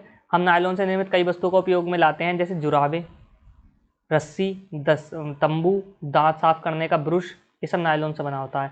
कारों की सीट के पट्टे, स्लीपिंग बैग, शयन थैला, पर्दे आदि। नायलॉन का उपयोग पैराशूट और चट्टानों पर चढ़ने हेतु रस्सियों के निर्माण में भी किया जाता है। और पैराशूट का बनता है? वो रेशम का भी बनता है। एक नायलॉन का तार इस्पात के तार से अधिक प्रबल होता है, स्ट्रॉन्ग होता है। ठीक है। तो नायलॉन का ऐसा बनता है, कब बना था? 1931 में बना था, बिना किसी प्राकृतिक कच्चे माल के उपयोग के, कोयला, जल और वायु। ठीक है। पूर्ण रूप से संश्लेषित पहला रेशा है। अच्छा, सी पोलिएस्टर। देखो तुमने रेयन पढ़ लिया, नायलॉन पढ़ लिया, अब पोलिएस्टर और एक्रेलिक पढ़ो। पोलिएस्टर एक अन्य संश्लेषित रेशा है। इस रेशे से बने कपड़ों में आसानी से सिलवटें नहीं पड़ती। वाह भाई वाह, क्या समझे? ये जिम वाले लोंडे जो पहनते हैं चमकदार, वही होता है। यह सपाट रहता है और सरलतापूर्वक धुल जाता है, अतः यह सामग्री हेतु पर्याप्त उपयोगी पदार्थ है। आपने लोगों को सुंदर पोलिएस्टर कमीजें और अन्य परिधान पहने अवश्य देखा होगा। टेरिलीन एक लोकप्रिय पोलिएस्टर है। पोलिएस्टर एक कैटेगरी हो गई, टेरिलीन इसका प्रकार है। इसे बहुत महीन रेशों से खींचा जा सकता है, जिन्हें फिर किसी भी अन्य तंतु समान बुना जा सकता है। मेरी माँ जल के लिए सदैव पैट, बोतलें और चावल तथा चीनी संचल के लिए पेट जार खरीदती हैं। मैं जानने के लिए उत्सुक हूँ कि आखिर पैट क्या है। पैट क्या है? पॉलीएथिलीन टरथेलेट, एक बहुत सुपरिचित प्रकार का पॉलिएस्टर है। तो दो पॉलिएस्टर हो गए, एक तो हो गया आपका टेरिलीन, एक हो गया पॉलीएथिलीन टरथेलेट। पॉलिएस्टर हो गए दो प्रकार के, एक तो टेरिलीन, ठीक है, और एक हो गया पॉली एथिलीन टरथेलेट। पॉलीएथिलीन टरथेलेट। इसका उपयोग बर्तन, फिल्म, तार और पता नहीं क्या क्या, इसका उपयोग बोतलें, बर्तन, फिल्म, तार और अन्य उपयोग बनाने के लिए किया जाता है। ठीक है। तो देखो ये रेयन द्वारा निर्मित वस्तु है, ठीक है, और ये नायलॉन से निर्मित वस्तु है। पता तुम्हें एक मजे की बात क्या हुई? जब नायलॉन का बना ना नायलॉन का ये जो बना था, क्या बना था, नायलॉन जब बना था यो, तो इससे ना इसके मोजे आए। और विश्व युद्ध का टाइम था, वो शायद सेकेंड वर्ल्ड वार की बात है ना, फर्स्ट वर्ल्ड वार की बात है। तो उसमें हुआ ये था कि कतई लड़ाइयाँ हो जाए करें, पति को जो चांद तारे नहीं चाहिए होते थे पति से, तब चाहिए होता था तुम मुझे एक जोड़ी मोजे ला दो नायलॉन के। और जिसने ला दिए वो हो वो बहुत बढ़िया आदमी। तो ये तक कांड हुए नायलॉन से। ठीक है। अब मुझे इसका फोटो मैं लेना भूल गया था, अभी मैं लेकर आप तक पहुंचाता हूँ। जस्ट इतना मुझे थोड़ा सा टाइम दीजिए। और ओके, हाँ तो इतने तुम पढ़ते रहो, आगे पढ़ो कैसे। लो, तो पॉलिएस्टर वास्तव में एक अच्छा, तो पॉलिएस्टर क्या है? अब पॉलिएस्टर सुनते हैं। पॉलिएस्टर वास्तव में एक रसायन है जो एस्टर कहलाता है। पॉलिएस्टर क्या है? एक रसायन है जो वास्तव में एस्टर कहलाता है कि इकाइयों की पुनरावृत्ति से बनता है। एस्टर वे रसायन है जो फलों को उनकी गंध प्रदान करते हैं। तो फलों में गंध जो प्रदान करता है वो क्या है? एस्टर है। अब तुम्हें ऐसा क्वेश्चन आएगा ना, फलों में गंध कौन प्रदान करता है? एस्टर, अल्कोहल या एसिटिलीन, इस तरीके से कुछ आ गया तो तुम कंफ्यूज हो जाओगे। देखो यहाँ से आ सकता है, एस्टर वे रसायन है जो फलों को उसकी गंध प्रदान करते हैं। निर्मित कपड़े पॉलीकोट, पॉलीवोल, टेरिकोट आदि नामों से बेचे जाते हैं। टेरिकोट के कपड़े सुनाई होगा। जैसा कि नाम से जाता है, ये कपड़े दो प्रकार के रेशों से मिलकर बनाए जाते हैं। पॉलीकोट पॉलिएस्टर और कपास का मिश्रण है। पॉलीवूल पॉलिएस्टर और ऊन का मिश्रण है। टेरिकोट काय का मिश्रण हुआ फिर।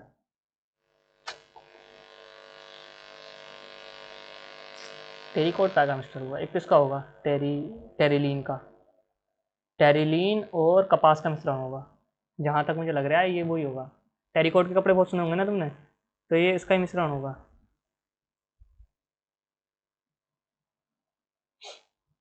टेरिकोट होगा जहाँ तक है, टेरिलीन और कपास का मिश्रण। चलो तुम्हें ये याद रख लेना है, 2-3 बातें लिखी हुई हैं इसमें, बहुत इंपॉर्टेंट हो जाती हैं। पहली बात तो ये, पोलिएस्टर तो समझ गए, पोलिएस्टर है ना। और इनसे जो पोलिएस्टर से कपड़े बनते हैं वो पोलीकोट, पोलीवूल, टेरिकोट कहने नाम से जाते हैं। पोलीकोट बना होता है पोलिएस्टर और कपास से, पोलीवूल बना होता है पोलिएस्टर और ऊन से, और टेरिकोट बना होता है, देखो कोट का मतलब कपास हो गया, कपास और टेरिफ्लीन से, क्या नाम था उसका, टेरिलीन से, टेरिलीन से, ठीक है। तो ये बात आपको याद रखनी है। इसको और समय दूँ या समझ गए? How will you tell till until I go live. चलो कोई नहीं, मैनेज कर लो, नहीं समझे हो तो पीछे को थोड़ा सा बैक कर लियो। कुछ स्वेटर प्राकृतिक ऊन से निर्मित नहीं होते, यद्यपि उनके सदृश दिखाई देते हैं। ये अन्य प्रकार के संश्लेष से तैयार किए जाते हैं जो एक्रेलिक कहलाते हैं। एक्रेलिक बचे थे, ये भी हो गए, ठीक है। एक्रेलिक किसे कहते हैं? स्वेटर बनाने में काम में आता है, ठीक है। प्राकृतिक स्रोतों से प्राप्त ऊन काफ़ी महंगी होती है, जबकि एक्रेलिक से बनी वस्तुएं अपेक्षाकृत सस्ती होती हैं, विविध रंगों में उपलब्ध होती है। संश्लेषित रेशे अधिक टिकाऊ और पहुंच के भीतर होते हैं, जिससे प्राकृतिक रेशों की अपेक्षा अधिक लोकप्रिय होते हैं। आप पाएंगे कि इनका व्यवहार प्राकृतिक रेशों से भिन्न है। आप यह भी पाएंगे कि संश्लेषित रेशे गर्म करने पर पिघल जाते हैं। यह वास्तव में संश्लेषित रेशे का एक हानिकारक गुण है। यदि वस्त्रों में आग लग जाती है तो यह बहुत आपत्तिजनक हो सकता है। क्यों? क्योंकि बेटे टेरिलोन का कपड़ा पहन रखा तुमने, टेरिलोन कहते हैं टेरिकोट सॉरी टेरिकोट, टेरिलीन और कपास से मिलकर जो बना टेरिकोट का कपड़ा पहन रखा तुमने, लग गई आग तो तुम्हारे शरीर पे ही चिपक जाएगा, वो कपड़ा पिघल जाता है और पहनने वाले व्यक्ति के शरीर से चिपक जाता है। अतः हमें प्रयोगशाला और रसोई घर में कार्य करते समय संश्लेषित वस्त्र नहीं पहनने चाहिए। क्या समझे? लड़कियों ध्यान रखना, लड़कों ध्यान रखना, नो जेंडर डिस्क्रिमिनेशन। संश्लेषित रेशे अधिकतर गर्म धर्म वाले होते हैं, जो इन्हें परिधान सामग्री हेतु लोकप्रिय बनाते हैं। ये शीघ्र सूखते हैं, अधिक चलाऊ, कम महंगे, आसानी से उपलब्ध, रखरखाव में सुविधाजनक होते हैं। निम्नलिखित कार्यक्रम समझात कीजिए और समझिए। कुछ नहीं सीखना। देखो ये होते हैं पोलिएस्टर, बहुलक जिसे कहते हैं। संश्लेषित रेशे की तरह प्लास्टिक भी एक बहुलक है। सभी प्लास्टिकों में इकाई की व्यवस्था एक ही प्रकार की नहीं होती, कुछ में रैखिक होती है। ये एक यूनिट है, फिर एक यूनिट, कितनी यूनिट जोड़ सकते हो तुम, इस तरीके से होता है। और ये रासायनिक स्तर पर होता है। जब 9-10 की समझाऊंगा ना मैं साइंस, तब विस्तृत रूप से समझा दूंगा। फिलहाल तो जस्ट स्टे विद मी। पॉलीएथीन या पॉलीथीन प्लास्टिक का एक उदाहरण है, जो सामान्य उपयोग में होने वाली पॉलीथीन थालियों को बनाने के काम में आता है, ठीक है। प्लास्टिक जो गर्म करने पर आसानी से विकृत हो जाते हैं और सरलतापूर्वक मुड़ जाता है, थर्मोप्लास्टिक कहलाता है। पॉलीथिलीन और पीवीसी थर्मोप्लास्टिक के कुछ उदाहरण हैं। इनका उपयोग खिलौने, कंघिया और विभिन्न प्रकार के पात्रों को बड़े पैमाने पर बनाने के लिए किया जाता है। दूसरी ओर कुछ प्लास्टिक होते हैं जिन्हें एक बार सांचे में ढाल दिया जाता है तो उन्हें उष्मा देकर नर्म नहीं किया जा सकता। ये थर्मोसेटिंग सेटिंग हो गई जहाँ होनी है, अब वो प्लास्टिक ही रहे, प्लास्टिक कहलाते हैं। 2 उदाहरण हैं, बैकेलाइट और मेलामाइन। बैकेलाइट ऊष्मा और विद्युत का कुचालक है। यह बिजली के स्विच बनाने में, विभिन्न बर्तनों के हत्थे बनाने में काम आता है। मेलेमाइल एक बहुत बहुपयोगी पदार्थ है। यह आग का प्रतिरोधक है और अन्य प्लास्टिकों की अपेक्षा ऊष्मा को सहन करने की अधिक क्षमता रखता है। यह फर्श की टाइलें, रसोई के बर्तन और कपड़े बनाने के उपयोग में लिया जाता है, जो आग का प्रतिरोध करते हैं। मतलब मेलेमाइन का तुम चमचा बना सकते हो, पिघलेगा नहीं, ऐसा समझ। नहीं, चमचा नहीं बना सकते मेलेमाइन का, वो तो सिलिकॉन का बनता है यार। तो मेलेमाइन के और बर्तन बना सकते होगे, जनरली कम आँच, जल्दी पिघलते नहीं है, उसमें सहने की अधिक क्षमता होती है। वो तो ज़्यादा ही गर्म हो गया, चमचा तो ज़्यादा गर्म हो गया। अग्नि से प्लास्टिक, यद्यपि संश्लित रेशे आसानी से आग पकड़ लेते हैं, परंतु यह जानना रोचक होगा कि आग बुझाने वाले कर्मचारियों के परिधानों पर मेलेमाइन प्लास्टिक की परत चढ़ती है, जो उसे अग्निरोधक बनाती है। क्या बात है, क्या बात है, क्या बात है, क्या बात है। अभी ऊपर पढ़ाया था, है ना। और अब ये देखो, आग बुझाने के लिए जो कपड़े पहनने हैं उसमें भी प्लास्टिक का प्रयोग कर रहे हैं, पर ये मेलेमाइन की बनी होती है। तो मेलेमाइन मतलब बहुत अच्छा पदार्थ है, हो सकता है कि यहाँ इससे वो भी बनते ही हों, चमचे भी, देखना पड़ेगा। Let's see melamine. Melamine is an organised nitrogen rich compound used to manufacture cooking utensil plastic. हाँ तो ये तो, ओहो, ये तो वो है, कटोरी चमचा वगैरह बना रखी इन्होंने, ठीक है ठीक है, समझ गए। मेलेमाइन की परत भी चढ़ी होती है जो आग बुझाते हैं। पदार्थ जो प्राकृतिक प्रक्रिया जैसे जीवाणु की क्रिया द्वारा अपघटित हो जाता है, जैव निम्नीकरण कहलाता है। अब इसमें बहुत सारे वर्ड्स हो गए, एक बार पीछे घुमा दूंगा मैं तो याद हो जाएगा। पदार्थ जो प्राकृतिक प्रक्रिया द्वारा सरलता से विघटित नहीं होता, जैव निम्नीकरण कहलाता है, ठीक है। माइक्रोवेव ओवन में भोजन पकाने हेतु विशिष्ट प्लास्टिक पदार्थ उपयोग में ले जा देते हैं। माइक्रोवेव ओवन में खाद्य पदार्थ को पका देती है, परंतु प्लास्टिक पदार्थ को प्रभावित नहीं करती। टेफ्लॉन एक विशिष्ट प्लास्टिक है जिस पर तेल और जल चिपकता नहीं है। इस वजह से भोजन पकाने के पात्रों पर न चिपकने वाली परत बनाने के लिए काम करता है। जिसे कहते हैं ना नॉन स्टिकी पैन दिखाओ भैया, तो टेफ्लॉन लगा होता है उसके ऊपर।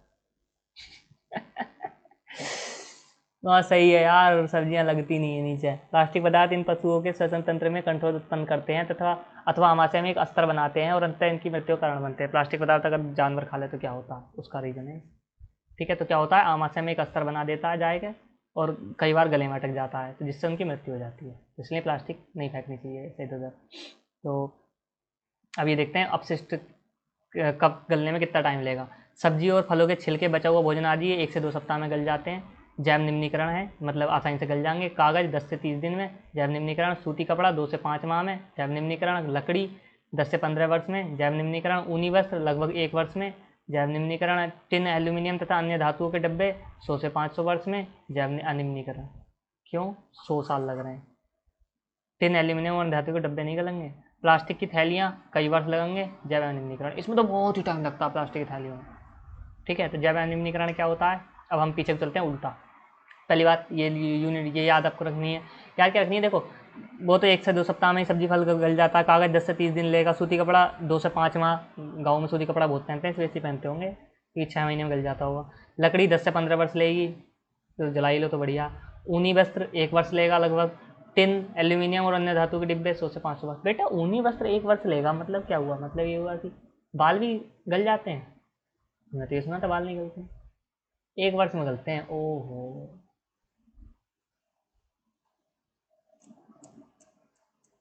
चलो ठीक है। तो हमने क्या क्या सुना? एक तो टेफ्लॉन जो होता है वो जल विरोधी और जिस पर तेल और जल चिपकता नहीं है, इसलिए भोजन पकाने के लिए पात्रों को न चिपकने वाली परत लगाने के लिए काम में आता है। ठीक है। और जैव निम्नीकरण क्या होता है? जैसे अगर जीवाणु से अपघटित कर देता है, जीवाणु अपघटित कर देगा तो जैव निम्नीकरण पदार्थ हो गया। नहीं कर पाया प्राकृतिक प्रक्रियाओं से विघटित तो जैव निम्नीकरण हो गया। थर्मोसेटिंग क्या होता है? जो एक बार बन गया और सेट हो गया, जैसे बैकेलाइट और मेलामाइन। मेलामाइन में क्या होता है? वो ये आग बुझाने वाले कर्मचारी भी पहनते हैं। ठीक है, और बर्तन भी बनते हैं इससे।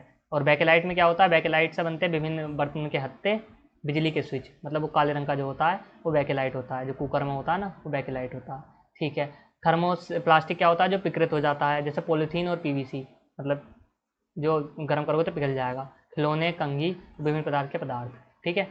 और ये पॉलीथीन समझ ही गए,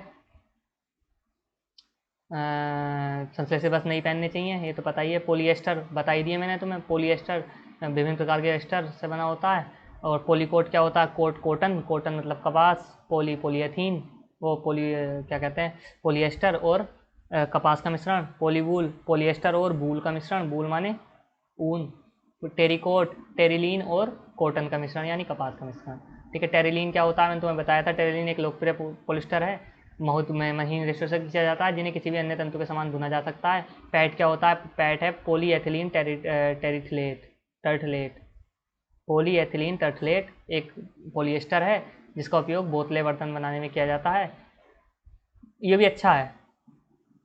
ठीक है, पॉलीएथिलीन टर्टलेट भी अच्छा होता है। और नायलॉन की मैंने तुम्हें कहानी सुनाई दी। क्या हुआ था? मैंने अभी बताया था क्या हुआ था बेटा। उस वर्ल्ड वार के बाद का टाइम था। मैं तुम्हें पढ़कर सुना देता हूँ क्या लिखा हुआ है, मैंने फोटो तो डालना भूल गया। नायलॉन रेशम जैसा दिखता है, प्रबल और लचीला होता है। जब 1939 में, 1939 की बात है, नायलॉन सामने आया तो उसके मोहक गुणों ने जनता में सनसनी फैला दी, अथवा नायलॉन उन्माद उत्पन्न कर दिया। नायलॉन उन्माद। इस नए रेशे से बनी महिलाओं के मोजों की भारी मांग थी, परंतु दुर्भाग्य से द्वितीय विश्व युद्ध के चलते नायलॉन उत्पाद का अधिकांश भाग पैराशूट बनाने हेतु काम में लिया जाने लगा। युद्ध के बाद जब मोजों का उत्पादन पुनः प्रारंभ हुआ तो उसकी पूर्ति मांग के अनुसार नहीं हो सकी। इस उत्पाद के लिए एक भारी काला बाजार था। एक जोड़ा मोजे के लिए महिलाओं को कई घंटे लाइन में लगना पड़ता था। कई बार नायलॉन उपद्रव भी हो जाते थे। तो नायलॉन ने बहुत लड़ाई कराई है। वहाँ की औरतों को वो नहीं चाहिए था चांद और तारे, उन्हें चाहिए था नायलॉन के मोजे। अच्छा, तो मैं मुझे बात बताता हूँ। जब ऐसा बना था ये नायलॉन, तो इन्होंने कुछ ना कुछ क्वालिटी घिराई होगी। देखो होता क्या है, लोगों को ना परमानेंट इनकम चाहिए होती है। जैसे मान लो वो एक ऐसा कपड़ा बना दें, कपड़ा जो कभी गंदा भी ना हो, ठीक है, जो कभी फटे भी ना, तो क्या होगा, ये कपड़ा बाजार खत्म हो जाएगा। तो ऐसा बन भी गया होगा ना, तो ये देने के नहीं है तुम्हें। ये स्ट्रेटजी होती है। जैसे तुमने सुना होगा आईफोन वाले ना अपना आईफोन खुद ख़राब कर देते हैं अपडेट डाल के, ताकि तुम नया ले सको, तुम्हारी मदद करते हैं। तो ये बात है, यदि ये कक्षाएं आपके सपने को पाने में आपकी मदद कर रही हों तो कृपया हमारे सपने को पाने के लिए हमारा समर्थन करें। हम इस साल यूट्यूब सिल्वर बटन की उम्मीद कर रहे हैं, यानी 100 के सब्सक्राइबर। बहुत महत्वाकांक्षी एम है, बहुत महत्वाकांक्षी, और हमारे सारे स्टूडेंट भी बहुत महत्वाकांक्षी हैं। अगर सपोर्ट करेंगे तो हो जाएगा, ठीक है। कृपया वीडियो पर लाइक और कमेंट करें, हमारे चैनल को सब्सक्राइब करें और अपने साथियों के साथ शेयर करें। And what's next unit of course, आपकी 2 यूनिट पूरी हो चुकी हैं, 20 यूनिट टोटल मैंने बनाई है। तो 20 वीडियो में तो नहीं होगा काम, तो आए की यूनिट और ज़्यादा टाइम लेने वाली है, दिमाग खाएंगी, पर ठीक है, लेट्स सी कितने में लगा होगा। तो सब्सक्राइब करना, लाइक करना, कमेंट करना, और मैं ध्यान से सुन लो बेटा, कर लो सब्सक्राइब, ठीक है, और अपने दोस्तों के साथ शेयर कर दो, इम्पोर्टेंट बात है, मजाक में ले रहे हो कभी। तो इस रो को नीचे करके तब बंद करेंगे, फिट करके बिल्कुल, क्योंकि अभी यहाँ पे वीडियो भी तो डालूंगा मैं, जब अगली वीडियो बना दूंगा इसके साइड में डाल दूंगा। ठीक है, तो फिर हंसते रहिए, मुस्कुराते रहिए और देखते रहिए गुरुवर क्लासेस। बहुत बहुत धन्यवाद।